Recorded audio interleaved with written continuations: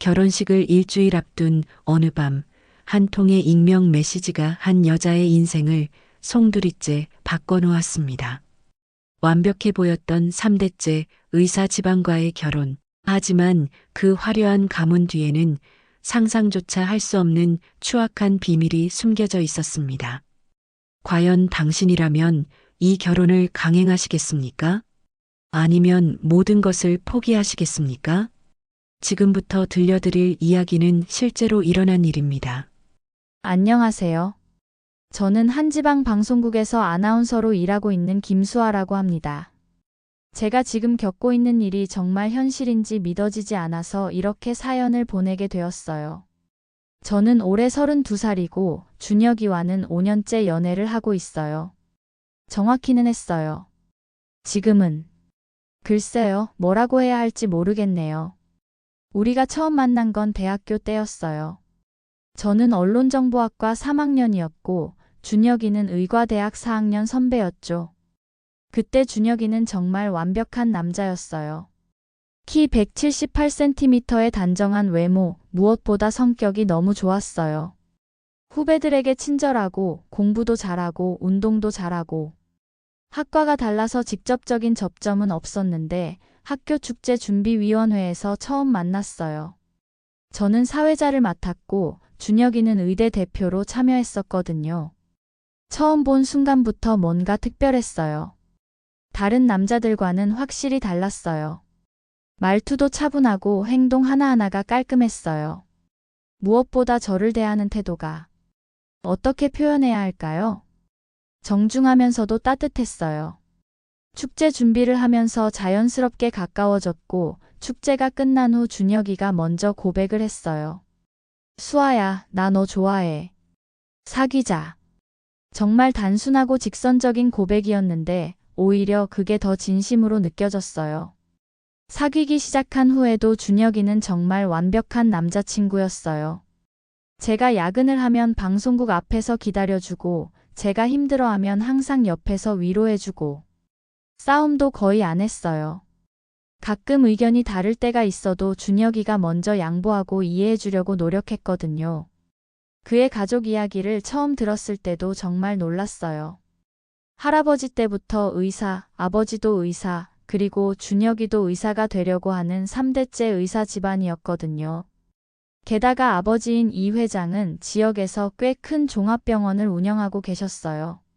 처음에는 솔직히 부담스러웠어요.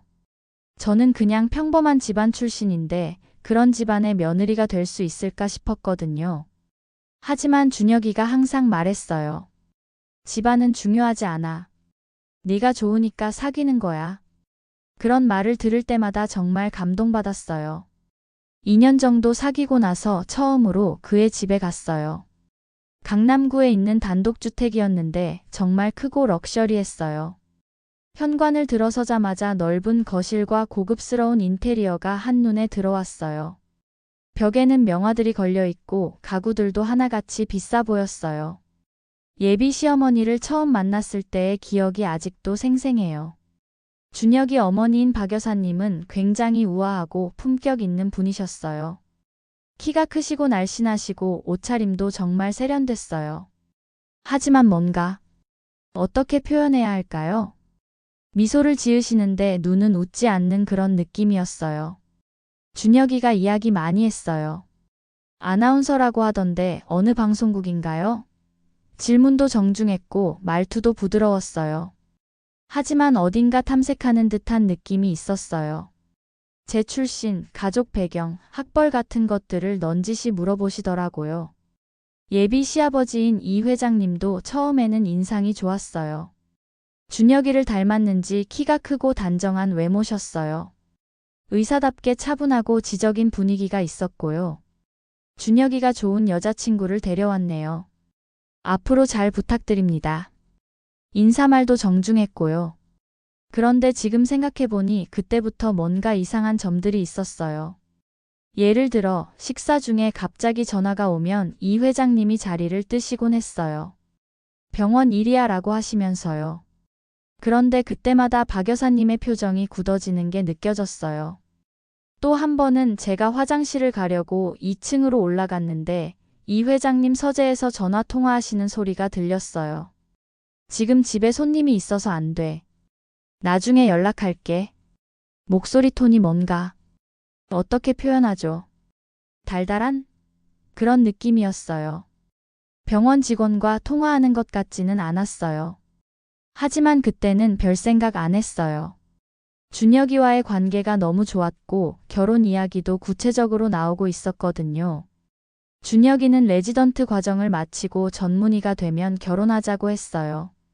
저도 그때쯤이면 아나운서로서 어느 정도 안정된 위치에 있을 것 같았고요. 3년째 되던 해에 정식으로 프러포즈를 받았어요. 제가 가장 좋아하는 레스토랑에서요. 준혁이가 무릎을 꿇고 반지를 꺼내는 순간 정말 꿈 같았어요. 수아야, 나와 결혼해줘. 평생 너만을 사랑할게. 반지도 정말 예뻤어요. 1캐럿짜리 다이아몬드 반지였는데 나중에 알고 보니 2천만 원이 넘는 거더라고요. 양가 상견례도 무사히 마쳤고 결혼 준비도 순조롭게 진행됐어요. 예식장은 강남의 유명한 호텔을 예약했고 하객도 300명 정도로 예상됐어요. 신혼집도 준혁이 부모님이 마련해 주셨어요. 서초구에 있는 아파트였는데 평수도 크고 인테리어도 고급스럽게 해주셨어요. 드레스도 백화점에서 가장 비싼 걸로 골랐어요. 예비 시어머니인 박 여사님이 함께 가셨는데 우리 며느리는 가장 예뻐야지라고 하시면서 아낌없이 지원해 주셨어요. 그때는 정말 감사했어요. 저를 진짜 딸처럼 생각해 주시는 것 같았거든요. 스튜디오 촬영도 했고 청첩장도 인쇄했고 허니문 계획도 세웠어요. 준혁이가 원했던 유럽 여행으로요. 프랑스와 이탈리아를 2주 동안 다녀올 예정이었어요. 모든 게 완벽했어요. 정말 완벽했어요. 그런데 그 모든 행복이 산산조각 나버린 건 결혼식을 정확히 일주일 앞둔 그날 밤이었어요. 평소처럼 집에서 인스타그램을 보고 있었는데 DM 알림이 하나 떴어요. 발신자는 익명이었고 메시지는 단 한 줄이었어요. 준혁 씨의 진짜 모습을 알고 계시나요? 처음에는 그냥 시기하는 누군가의 장난인 줄 알았어요. 가끔 이런 메시지가 오기도 했거든요. 특히 결혼 발표 후에는 몇 번 있었어요. 그런데 이번엔 뭔가 달랐어요. 사진이 첨부되어 있었거든요.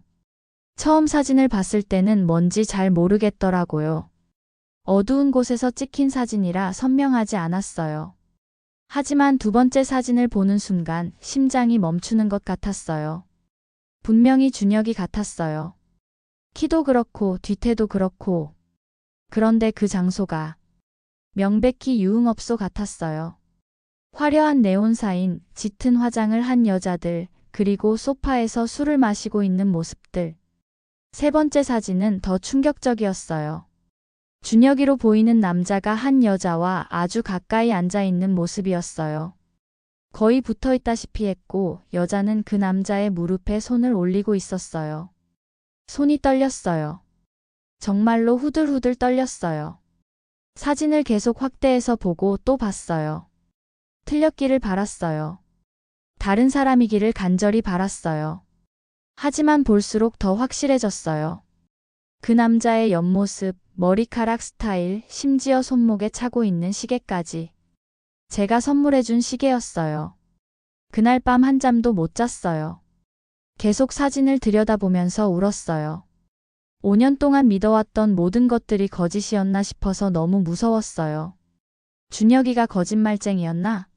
지금까지 저를 속여왔나? 다음날 아침에 바로 준혁이를 만나자고 했어요. 평소 같으면 병원에서 바쁘다고 했을 텐데 그날은 의외로 쉽게 만나자고 하더라고요. 그것도 조금 이상했어요. 카페에서 만났는데 준혁이 얼굴을 보자마자 확신이 들었어요. 뭔가 어색했거든요. 평소 같으면 제 얼굴을 보면서 환하게 웃었을 텐데 그날은 시선을 제대로 마주치지도 않았어요. 준혁아, 이게 뭐야? 휴대폰으로 사진을 보여줬어요. 준혁이가 사진을 본 순간 얼굴이 하얘졌어요. 그리고는 이게 뭐야? 어디서 났어? 라고 되묻더라고요. 그게 중요한 게 아니야. 이게 너야, 아니야? 제 목소리가 떨리고 있었어요. 준혁이는 한참 동안 사진을 들여다보더니 말도 안 돼. 이게 나일 리가 없어라고 했어요. 하지만 준혁이의 반응이 너무 이상했어요. 정말 억울하다면 화를 냈을 텐데 오히려 당황하는 기색이 역력했어요. 누가 이런 걸 보냈어? 라고 계속 물어보기만 했고요. 네가 아니라면 왜 이렇게 당황해? 저도 목소리가 높아졌어요. 카페에 있던 사람들이 쳐다볼 정도였어요. 준혁아, 나 바보 아니야.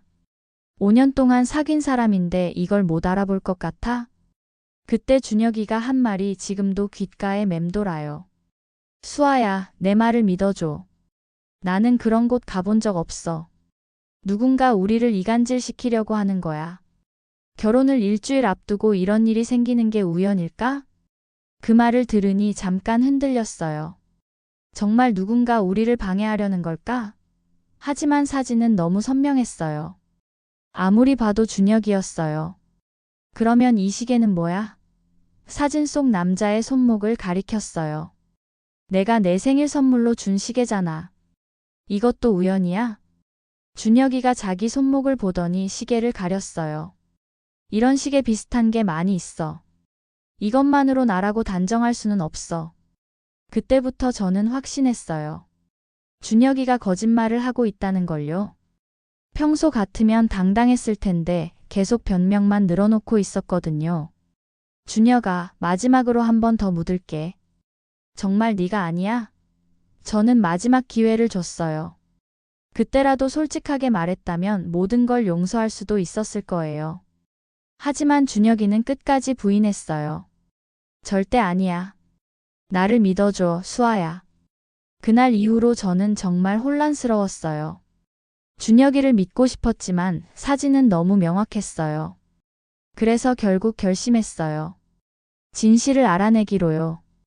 다음 날 바로 흥신소를 찾아갔어요. 처음에는 정말 부끄러웠어요. 이런 곳에 올 줄은 꿈에도 몰랐거든요. 하지만 제 인생이 걸린 문제였어요. 거짓 결혼을 할 수는 없었어요. 흥신소 사무실은 생각보다 깔끔했어요. 중년의 남성이 저를 맞이했는데 이런 일에 익숙한 듯 차분하게 상담해 주었어요.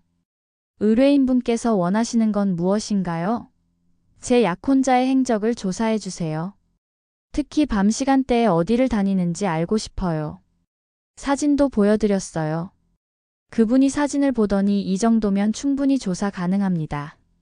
며칠 정도 시간을 주시면 정확한 결과를 알려드릴 수 있어요 라고 하더라고요. 비용도 만만치 않았어요. 하루에 30만 원씩 최소 일주일은 해야 한다고 하셨거든요. 하지만 그때는 돈이 문제가 아니었어요. 진실이 더 중요했어요. 조사 기간 동안 정말 초조했어요. 준혁이와는 평소처럼 만났지만 마음이 편하지 않았어요. 혹시나 해서 계속 관찰했는데 확실히 예전과는 달랐어요. 예를 들어 전화가 오면 제 앞에서 받지 않으려고 했어요. 병원 일이야 라고 하면서 밖으로 나가서 받곤 했어요. 또 밤 늦게 급하게 나가야 한다고 할 때도 있었고요. 그런 행동들을 보면서 점점 더 의심이 커졌어요. 정말 제가 모르는 준혁이의 다른 모습이 있는 건 아닐까? 일주일 후에 흥신소에서 연락이 왔어요. 결과가 나왔습니다. 직접 오셔서 확인하시죠. 흥신소로 가는 길에 심장이 터질 것 같았어요. 엘리베이터를 타면서도 계속 떨렸어요. 진실을 알고 싶으면서도 무서웠어요. 사무실에 들어가자 그분이 두꺼운 파일을 내밀었어요. 조사 결과입니다. 천천히 보시죠. 파일을 열어보는 순간 세상이 무너지는 것 같았어요. 하지만 제가 예상했던 것과는 전혀 다른 내용이었어요. 사진 속의 남자는 준혁이가 아니었어요. 이게 무슨 말이에요? 저는 당황했어요. 분명히 준혁이인 줄 알았는데 다른 사람이라니. 의뢰인께서 보여주신 사진 속 인물은 이준혁 씨가 아닙니다. 이분이에요. 그분이 다른 사진을 보여주었어요. 그 사진을 보는 순간 더 큰 충격을 받았어요. 사진 속의 남자는 예비 시아버지인 이 회장이었어요. 뭐라고요? 말이 제대로 나오지 않았어요. 이게 이 회장님이라고요? 네, 맞습니다. 그리고 이 여성분은 그분이 또 다른 사진을 보여주었어요. 이지은이라는 분인데 이 회장의 여동생입니다. 더 충격적인 건 그 다음이었어요. 나이 차이가 20살 정도 난다고 하더군요. 늦둥이 여동생이라고 하네요. 저는 그 자리에서 말을 잃었어요. 준혁이가 바람을 피운다고 생각했는데 알고 보니 예비 시아버지와 그의 여동생이 함께 유흥업소를 드나들고 있었던 거예요. 머릿속이 하얗게 되었어요. 이런 일이 실제로 일어날 수 있나 싶었어요. 형제자매 사이에. 그것도 20살이나 차이 나는 남매가. 상상조차 하기 싫은 일이었어요. 확실한 거예요? 제가 떨리는 목소리로 물었어요. 정말 그런 관계인 거예요? 흥신소 직원이 고개를 끄덕였어요. 며칠 동안 지켜봤는데 둘이 함께 나타나는 경우가 여러 번 있었습니다. 그리고 그분이 잠깐 망설이더니 말을 이었어요. 일반적인 남매 관계로 보기에는 너무 친밀해 보였습니다. 추가로 보여준 사진들을 보니 정말 그랬어요. 손을 잡고 걷는 모습, 어깨에 기대고 있는 모습, 심지어 포옹하고 있는 모습도 있었어요. 아무리 가족이라고 해도 성인 남매가 저렇게까지 할까 싶을 정도였어요. 그러면 제 약혼자인 준혁 씨는? 이준혁 씨는 조사 기간 동안 특별한 이상 행동은 보이지 않았습니다. 평소에 병원과 집만 오가고 가끔 의뢰인분과 만나거나 친구들과 만나는 정도였어요. 그 말을 듣고 한편으로는 안도했어요. 적어도 준혁이는 바람을 피우지 않았구나 싶었거든요. 하지만 동시에 더 큰 혼란에 빠졌어요. 이런 가족의 일원이 되어야 하나? 집으로 돌아오는 길에 정말 많은 생각이 들었어요. 준혁이는 이 사실을 알고 있을까? 만약 안다면 왜 저에게 말하지 않았을까? 모른다면 이 사실을 알려줘야 할까? 며칠 동안 고민했어요. 준혁이를 만날 때마다 말해야 할지 말아야 할지 갈등했어요. 하지만 결국 말하기로 했어요. 결혼을 앞둔 상황에서 이런 중요한 사실을 숨길 수는 없다고 생각했거든요. 주말에 준혁이를 만나자고 했어요. 평소 자주 가던 카페 대신 조용한 공원을 선택했어요. 이런 이야기를 하기에는 사람이 많은 곳이 부적절할 것 같았거든요. 준혁아, 너한테 중요한 얘기가 있어. 어떻게 시작해야 할지 몰라서 한참을 망설였어요. 지난번에 보여준 그 사진 말이야. 준혁이가 표정이 굳어지더라고요. 아직도 그 얘기해? 내가 아니라고 했잖아. 맞아. 너가 아니었어. 제가 말하자 준혁이가 놀란 표정을 지었어요. 뭐라고? 사진 속 사람. 내 아버지야. 그 말을 들은 준혁이의 반응이 정말 이상했어요. 놀라는 것보다는 어떻게 표현해야 할까요? 체념하는 듯한 표정이었어요. 아, 결국 알게 되었구나. 뭐야? 너 이미 알고 있었어? 저는 깜짝 놀랐어요. 준혁이가 이미 알고 있었다는 것에도 놀랐고, 그걸 저한테 숨기고 있었다는 것에도 놀랐어요. 응, 알고 있었어. 준혁이가 한숨을 쉬더라고요. 알고 있었는데 너한테 어떻게 말해야 할지 몰라서. 어떻게 말해야 할지 몰라서? 이런 중요한 걸? 저는 화가 났어요. 결혼을 앞두고 이런 걸 숨긴다고? 수아야, 들어봐. 이 얘기는 정말 복잡해. 준혁이가 제 손을 잡으려고 했지만 저는 뿌리쳤어요. 복잡하다고? 뭐가 복잡해? 내 아버지가 그런 일을 하고 있는데. 목소리가 떨렸어요. 준혁이는 한참 동안 말이 없었어요. 그러다가 천천히 입을 열었어요. 우리 아버지와 지은 이모 사이에는 정말 말하기 어려운 과거가 있어. 지은 이모? 누구야? 아버지 여동생이야. 20살 차이 나는. 준혁이가 말을 망설였어요. 이 얘기를 하려면 우리 가족의 오래된 비밀부터 말해야 해. 저는 조용히 들었어요. 뭔가 엄청난 이야기가 나올 것 같은 예감이 들었거든요. 우리 엄마와 지은 이모는 원래 절친한 친구였어. 준혁이가 힘겹게 말을 시작했어요. 대학교 동기였고 거의 자매처럼 지냈대. 엄마와 지은 이모가? 응. 엄마가 아버지와 연애할 때 지은 이모도 함께 어울렸어.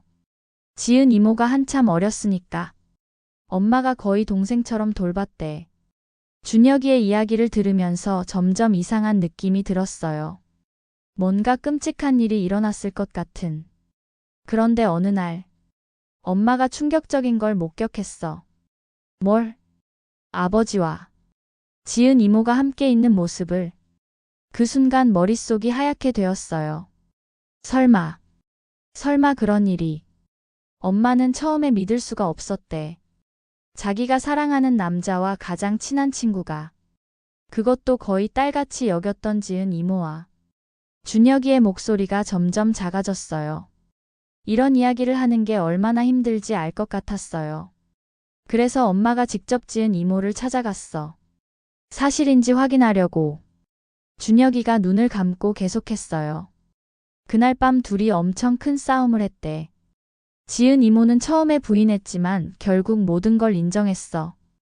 그래서 지은 이모가 화를 내면서 엄마를 밀쳤어.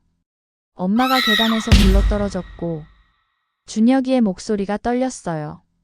그때 엄마는 임신 중이었어. 임신? 내가 태어나기 전에 형이나 누나가 있을 수도 있었어. 하지만 그 사고로 준혁이가 말을 잇지 못했어요. 제 가슴이 먹먹해졌어요. 그런 끔찍한 일이 있었다니. 엄마는 그 충격으로 유산했어. 그리고 지은 이모를 절대 용서할 수 없다고 했대. 그럼 시아버지는? 그 사실을 알았어? 아버지는 지은 이모한테서 다른 얘기를 들었어.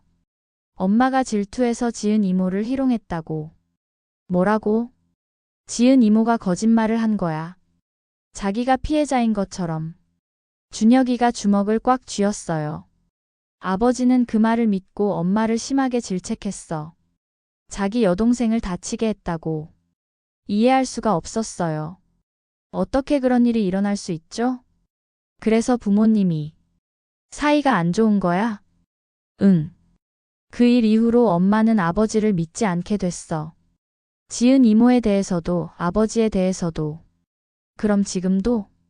지금도 같은 집에 살지만 거의 남남처럼 지내셔. 준혁이가 씁쓸하게 웃었어요. 겉으로는 부부인 척하지만 실제로는 각방 쓰시고 대화도 필요한 것만 하시고. 그제서야 이해됐어요. 제가 처음 그 집에 갔을 때 느꼈던 그 어색한 분위기가. 그럼 지은 이모는? 지금 어디 있어? 몇 년 전까지는 미국에 있었어. 할아버지가 보냈거든. 가문의 명예를 지키기 위해서. 준혁이가 한숨을 쉬었어요. 하지만 최근에 한국으로 돌아왔어. 그래서 지금 아버지와 다시. 응. 준혁이가 고개를 끄덕였어요. 엄마는 모르시는 것 같아. 아니면 알면서도 모른 척 하시는 건지. 갑자기 무서워졌어요. 이런 가족의 며느리가 되어야 한다는 게. 준혁아, 그럼 너는 이 모든 걸 알면서도 가만히 있는 거야? 내가 뭘 할 수 있겠어? 준혁이가 절망적인 표정을 지었어요. 어렸을 때부터 이런 분위기에서 자랐어. 부모님이 서로 사랑하는 모습을 본 적이 없어. 그래도 수아야, 나는 우리만은 다르기를 바랐어. 우리 부모님처럼 되고 싶지 않아. 그 말을 들으니 마음이 복잡해졌어요. 준혁이를 원망할 수도 없고 그렇다고 이 상황을 받아들일 수도 없고. 왜 이제서야 말해줘? 왜 진작 말하지 않았어? 말할 수가 없었어. 네가 이 얘기를 들으면 얼마나 충격받을지. 그리고 우리 결혼을 반대할 것 같아서. 당연히 충격받지. 이런 중요한 걸 숨기다니. 수아야. 준혁이가 제게 다가왔어요. 나는 정말 너를 사랑해. 이런 가족사 때문에 우리가 헤어져야 한다면. 잠깐만. 저는 머리를 정리할 시간이 필요했어요. 일단 집에 가서 생각해 볼게. 그날 밤 정말 많은 생각을 했어요. 준혁이를 사랑하는 건 변함없었어요. 하지만 이런 가족과 평생을 함께 해야 한다는 게 상상이 안 됐어요. 며칠 후에 더 충격적인 일이 있었어요. 준혁이 어머니인 박 여사님이 저를 따로 만나자고 하신 거예요. 수아 씨, 잠깐 만날 수 있을까요? 중요한 얘기가 있어서. 만나자는 장소는 호텔 라운지였어요. 가면서도 떨렸어요. 혹시 준혁이가 모든 걸 말씀드렸나 싶어서. 박 여사님을 만났을 때 평소와는 전혀 다른 모습이셨어요. 항상 우아하고 완벽해 보였던 분이 그날은 많이 지쳐 보였어요. 수아 씨, 앉으세요. 박 여사님이 말씀하셨어요. 차라도 한잔 하면서 이야기해요. 네, 어머니. 준혁이한테서 들었어요. 이미 모든 걸 알고 있다고.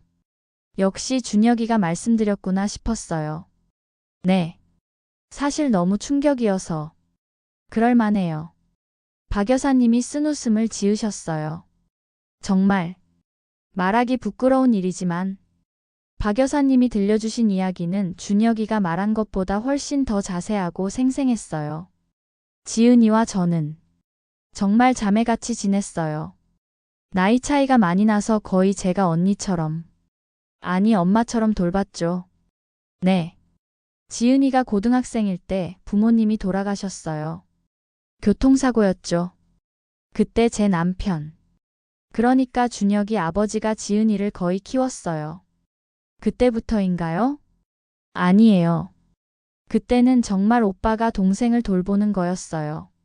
지은이가 대학교에 들어갈 때까지는 박 여사님이 커피잔을 들었다가 다시 내려놓으셨어요. 문제는 그 다음이었죠. 어떤 문제가? 지은이가 성인이 되면서 오빠에 대한 감정이 변했어요. 그냥 오빠가 아니라 남자로 보기 시작한 거죠. 끔찍했어요. 아무리 의붓남매라고 해도 함께 자란 사이인데 처음에는 저도 그냥 철없는 시기라고 생각했어요. 지은이가 워낙 어렸으니까 시간이 지나면 괜찮아질 거라고. 하지만 그렇지 않았나 보네요. 네. 오히려 더 심해졌어요. 지은이가 대학교 졸업하고 나서는 아예 대놓고 박 여사님이 말을 잊지 못하셨어요. 대놓고? 제 남편을 유혹했어요. 그 말을 들을 때 정말 소름이 끼쳤어요. 처음에는 제 남편도 당황해했어요. 지은이를 거절하려고 했죠. 하지만 박 여사님의 목소리가 떨렸어요. 지은이가 워낙 집요했고 제 남편도 결국 넘어갔어요. 박 여사님이 눈물을 흘리셨어요. 그런 모습을 처음 봤어요. 그 사실을 알았을 때 정말 죽고 싶었어요. 제가 그렇게 아껴주던 지은이가, 그리고 제가 그렇게 믿었던 남편이. 저도 눈물이 났어요. 박 여사님의 아픔이 느껴졌거든요.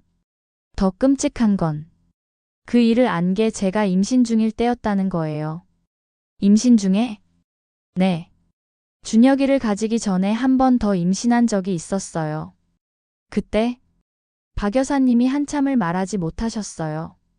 지은이와 마주쳤을 때 너무 화가 나서 격렬하게 다툰 끝에 유산하셨구나. 네. 그리고 지은이는 제가 먼저 공격했다고 거짓말했어요. 자기가 피해자라고. 시아버지는 그 말을 믿으신 거고요. 남편은 지은이 편을 들었어요. 제가 질투에 눈이 먼 여자라고. 지은이를 괴롭힌다고. 상상만 해도 끔찍했어요. 얼마나 절망적이었을까? 그 후로 저희 부부관계는 끝났어요. 같은 집에 살지만 각자의 삶을 살고 있죠. 그런데 왜 이혼하지 않으셨어요? 할아버지. 그러니까 준혁이 할아버지가 반대했어요. 가문의 명예 때문이라고. 그리고 준혁이 때문이기도 했고요. 준혁이 때문에? 준혁이가 아직 어렸거든요. 부모가 이혼하면 상처받을까봐. 박 여사님이 제 손을 잡으셨어요. 수아 씨, 저는 수아 씨가 준혁이와 결혼해서 행복하기를 바라요. 하지만 동시에 이런 가족의 며느리가 되는 게 맞는지도 의문이에요. 어머니, 지은이가 미국에서 돌아온 이후로 다시 예전 같아졌어요. 제 남편과. 그리고 이제는 더 노골적이에요. 더 노골적이라고요? 아예 대놓고 만나고 있어요. 유흥업소도 함께 가고, 심지어 여행도 함께 가요. 그럼 어머니는 어떻게 하세요? 저는 이미 포기했어요. 그냥 준혁이만 잘 되면 된다고 생각해요. 박 여사님이 한숨을 쉬셨어요. 하지만 수아 씨까지 이런 상황에 휘말리게 하고 싶지는 않아요. 그럼 결혼을 반대하시는 건가요? 아니에요. 수아 씨가 정말 사랑한다면, 그리고 이 모든 걸 감당할 수 있다면, 저는 찬성해요. 하지만, 정말 심각하게 고민해 보세요. 이런 가족과 평생을 함께 할 수 있는지. 그날 밤 집에 와서 정말 많은 생각을 했어요. 준혁이와의 사랑은 진짜였어요. 하지만 결혼은 두 사람만의 문제가 아니잖아요. 가족들과도 함께 살아가야 하는 거고. 며칠 후에 준혁이를 만났어요. 이번에는 제가 결정적인 질문을 했어요. 준혁아, 솔직히 말해줘. 너는 정말 이 상황이 괜찮아? 무슨 말이야? 내 아버지와 이모가 그런 관계인 걸 알면서도 가만히 있는 게 괜찮다는 말이야? 준혁이가 한참 동안 대답을 안 했어요. 그러다가 조용히 말했어요. 괜찮지 않아. 하지만 내가 할 수 있는 게 없어. 정말 없을까? 수아야, 나도 이 상황이 싫어. 정말 싫어. 준혁이의 목소리에 분노가 섞여 있었어요. 하지만 이미 벌어진 일이야. 그리고 이건 내 잘못이 아니야. 알아. 내 잘못이 아닌 건 알아. 하지만 뭐? 이런 가족의 일원으로 살아간다는 게 나는 자신이 없어. 준혁이가 제 말을 듣고 얼굴이 하얘졌어요. 그럼 우리 헤어지자는 거야? 그게 아니야. 그냥 시간이 필요해. 시간? 결혼식이 이틀 남았어. 맞았어요. 정말 시간이 없었어요. 이미 모든 준비가 끝났고 하객들도 다 연락을 받았고. 그럼 어떻게 해? 지금 와서 결혼을 취소할 수는 없어. 준혁이가 다급하게 말했어요. 왜 없어? 내 인생인데 왜 못 바꿔? 수아야. 제발. 준혁이가 제 손을 잡았어요. 나는 정말 너밖에 없어. 너마저 날 떠나면. 그 순간 준혁이의 눈에서 눈물이 흘렀어요. 처음 보는 모습이었어요. 항상 강하고 의젓했던 준혁이가. 수아야, 나는 우리 부모님 같은 결혼 생활은 절대 하지 않을 거야. 너만을 사랑할 거고 너만을 위할 거야. 하지만 내 가족들은 가족들 문제야. 우리는 우리대로 살면 돼. 그 말이 맞는 것 같기도 하고 틀린 것 같기도 했어요. 정말 가족과 완전히 분리되어서 살 수 있을까? 한 가지만 더 물어볼게. 혹시 또 다른 비밀은 없어? 지금 말하지 않은 다른 일들. 준혁이가 잠깐 망설였어요. 그 표정을 보니 뭔가 더 있는 것 같았어요. 뭐야? 또 뭔가 있어? 아니야. 그냥. 준혁이가 고개를 저었어요. 더 이상은 없어. 하지만 그 표정이 수상했어요. 분명히 뭔가 더 숨기고 있는 것 같았어요. 결혼식 전날 밤 저는 정말 잠을 이룰 수가 없었어요. 계속 고민하고 또 고민했어요. 과연 이 결혼을 해야 할까? 아니면 모든 걸 포기해야 할까? 새벽이 되어서야 겨우 결정했어요. 일단 결혼은 하자. 하지만 준혁이와는 분명히 해두자. 앞으로 그 가족들과는 최대한 거리를 두고 살자고. 하지만 그 결정을 번복하게 만든 일이 결혼식 당일 아침에 일어났어요. 결혼식 당일 아침 7시쯤이었어요. 헤어 메이크업을 받기 위해 미용실에 가려고 준비하고 있었는데 핸드폰이 울렸어요. 모르는 번호였어요. 여보세요? 수아 씨죠? 저는 어제 연락드린 김 기자라고 하는데요. 네. 김 기자요? 누구세요? MBC 탐사보도팀 김민수 기자입니다. 급하게 만나서 말씀드릴 게 있어서 연락드렸어요. 탐사보도팀이요? 저와 무슨 상관이? 이 회장님과 관련된 건이에요. 수아 씨의 예비 시아버지 말입니다. 그 순간 심장이 멈추는 것 같았어요. 지금 어디 계세요? 30분 안에 만날 수 있을까요? 정말 중요한 얘기예요. 오늘 제 결혼식인데. 그래서 더 급한 거예요. 결혼 전에 꼭 알아야 할 사실이 있어요. 저는 정말 혼란스러웠어요. 하지만 호기심이 더 컸어요. 어디서 만날까요? 30분 후 24시간 카페에서 김 기자를 만났어요. 40대 정도의 남성이었는데 표정이 굉장히 심각했어요.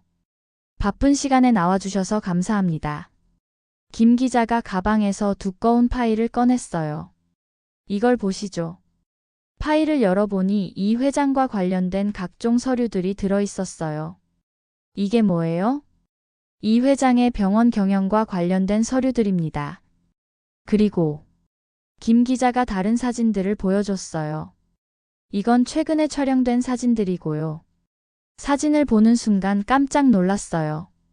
이 회장이 여러 사람들과 만나는 모습들이었는데 그 중에는 정치인으로 보이는 사람들도 있었어요. 이분들은 누구예요?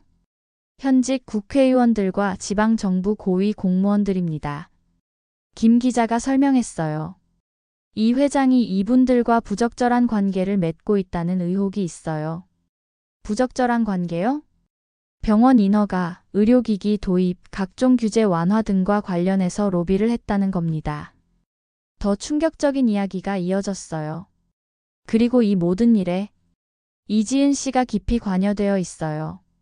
지은 이모가요? 네. 표면적으로는 이 회장의 여동생이지만 실질적으로는 모든 비리의 중심에 있어요.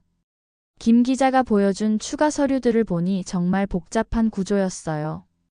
이지은이 여러 명의 가계좌를 관리하고 각종 뒷거래를 중개하고 있었어요.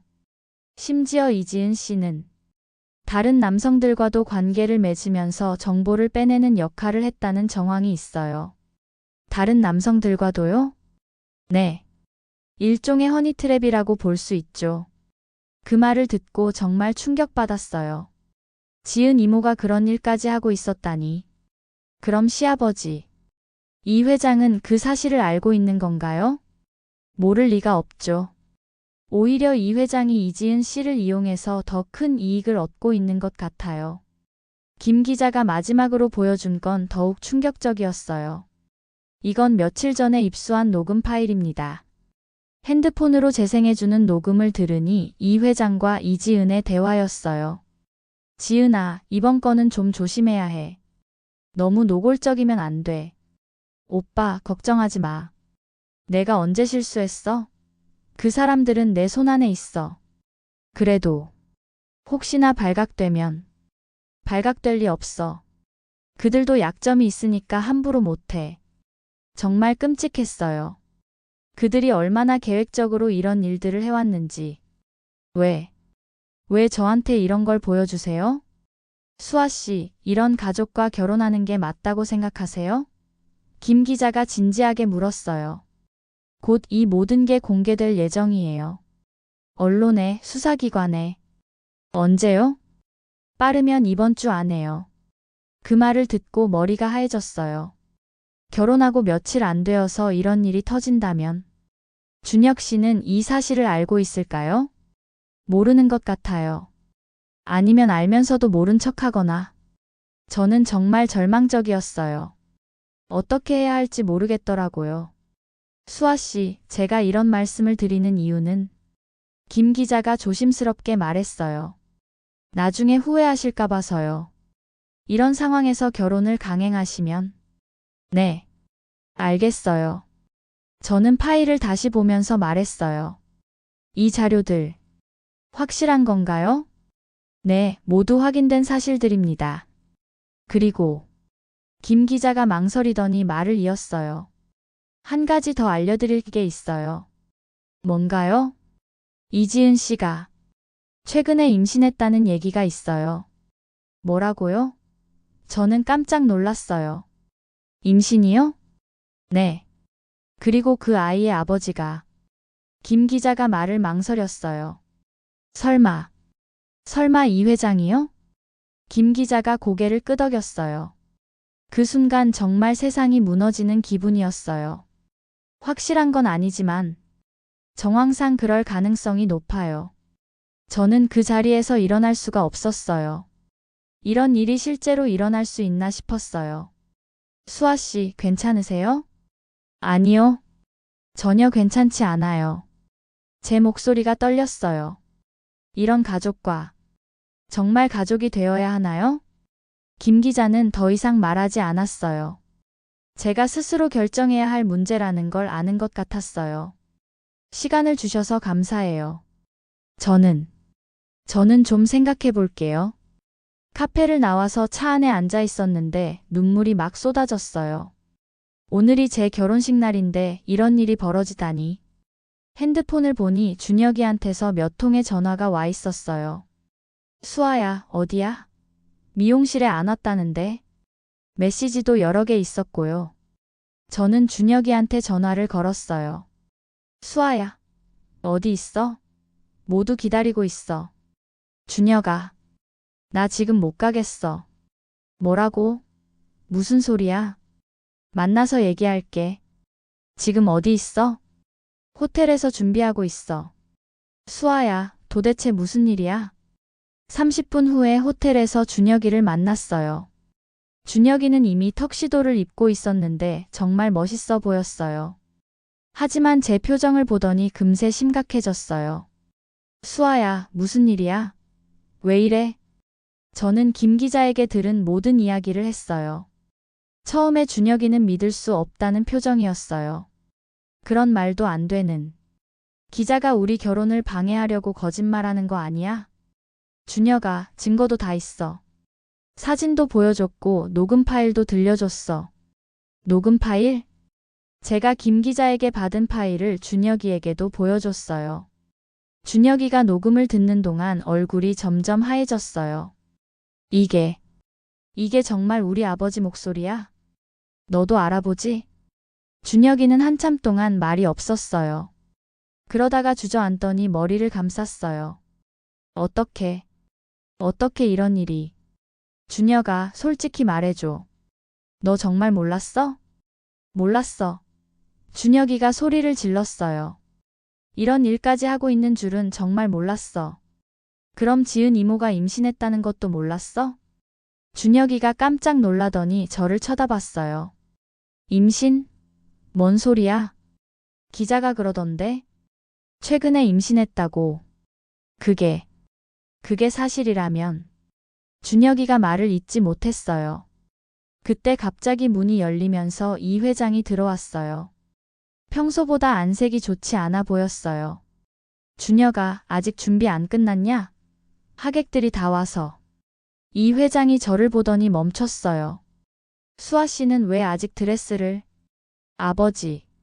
준혁이가 일어서더니 이 회장을 똑바로 쳐다봤어요. 이게 뭔가요?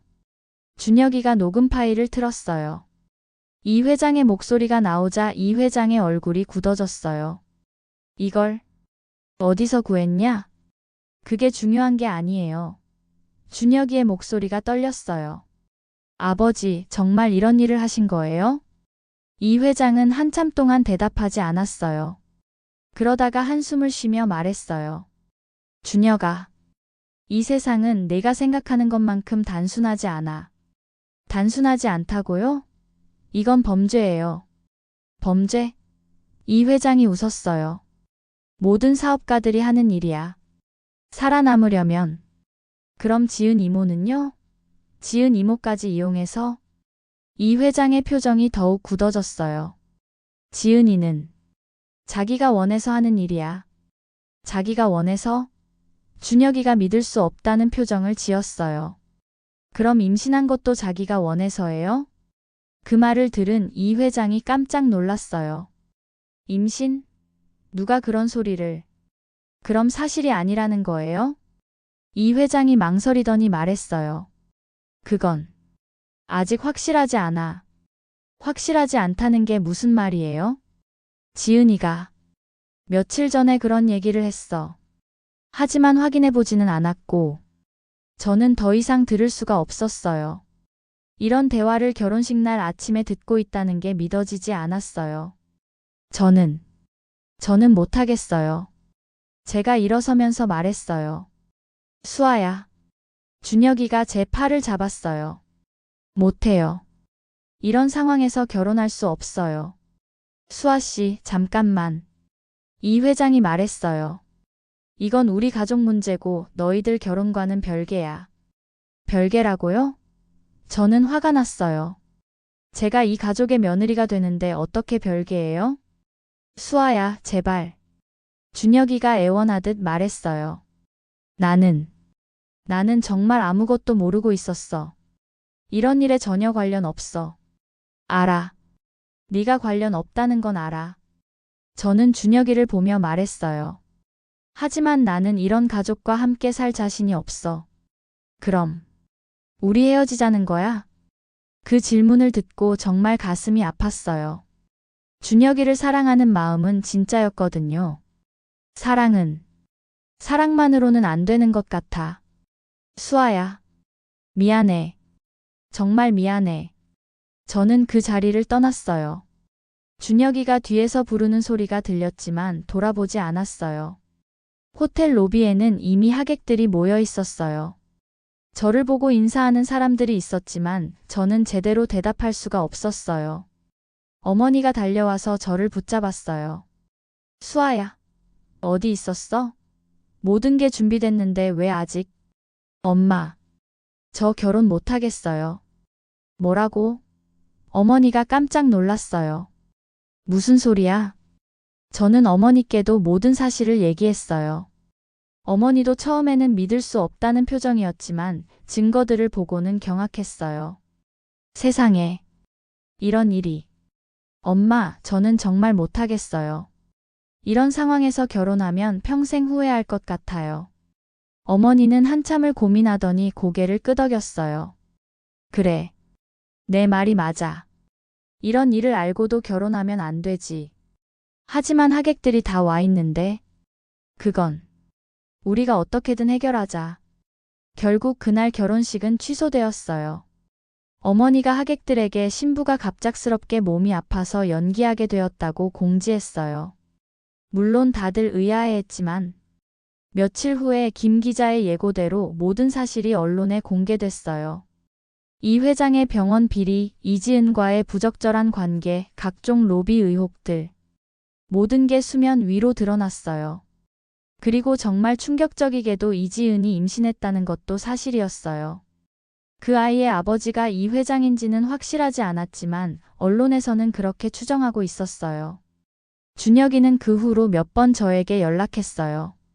수아야, 나는 정말 몰랐어. 이런 일이 있는 줄 정말 몰랐어. 알아. 그럼 우리 다시 시작할 수 없을까? 이 모든 일이 정리되면. 하지만 저는 고개를 저었어요. 준혁아, 미안해. 나는 이미 마음이 식었어. 수아야, 네가 잘못한 건 아니야.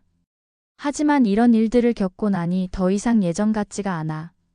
그럼 정말 끝인 거야? 응. 정말 끝이야. 그렇게 5년간의 연애와 결혼 계획이 모두 끝나버렸어요. 지금 생각해보면 그때의 결정이 옳았다고 생각해요. 만약 그때 결혼했다면 지금쯤 더 큰 고통을 받고 있을 거예요. 이 회장은 결국 구속됐어요. 병원 비리와 로비 혐의로요. 이지은도 공범으로 기소됐고요. 박 여사님은 그 와중에 이혼 소송을 제기했어요. 준혁이는 한동안 방황했다고 들었어요. 아버지의 일로 병원에서도 입지가 어려워졌고 결국 다른 지역으로 이직했다고 하더라고요. 저는 지금도 아나운서로 일하고 있어요. 그 사건 이후로 연애는 하지 않고 있어요. 아직 마음의 준비가 안 됐거든요. 가끔 생각해보면 정말 드라마 같은 일이었어요. 완벽해 보였던 결혼이 하루아침에 무너지고 사랑했던 사람과 이별하게 되고 하지만 후회는 없어요. 진실을 알고 현명한 선택을 했다고 생각해요. 결혼은 정말 신중하게 결정해야 하는 것 같아요. 사랑만으로는 부족하고 상대방의 가족, 환경, 가치관 등 모든 걸 고려해야 하는 것 같아요. 특히 이런 일을 겪고 나니 더욱 그렇게 생각하게 되었어요. 어떤 비밀이든 결혼 전에는 반드시 알아야 한다고 생각해요. 혹시 저와 비슷한 상황에 있는 분들이 계시다면 정말 신중하게 생각해 보세요. 사랑이 전부가 아니에요. 때로는 포기하는 것이 더 현명한 선택일 수도 있어요. 저는 지금도 가끔 준혁이 생각이 나요. 그리운 마음도 있고 미안한 마음도 있고. 하지만 그때의 선택이 옳았다고 확신해요. 언젠가는 정말 저를 이해하고 존중해주는 사람을 만날 수 있을 거라고 믿어요. 그때까지는 혼자서도 충분히 행복하게 살 수 있을 것 같아요. 이런 제 이야기가 누군가에게는 도움이 될 수 있을 거라고 생각해서 용기 내어 사연을 보냈어요. 긴 이야기 들어주셔서 감사합니다. 사랑하는 사람의 가족이 가진 어두운 비밀. 김수아 씨는 결혼 당일 아침 모든 진실을 알게 된 후 용기 있는 결정을 내렸습니다. 때로는 사랑만으로 해결할 수 없는 문제들이 있습니다. 그리고 때로는 고통스러운 이별이 더 현명한 선택일 수도 있습니다. 여러분이라면 어떤 선택을 하셨을까요? 사랑을 택하실까요? 아니면 현실을 택하실까요?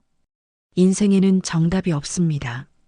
하지만 어떤 선택을 하든 그 결과에 대해 책임질 수 있는 용기만 있다면 그것이 바로 옳은 선택일 것입니다.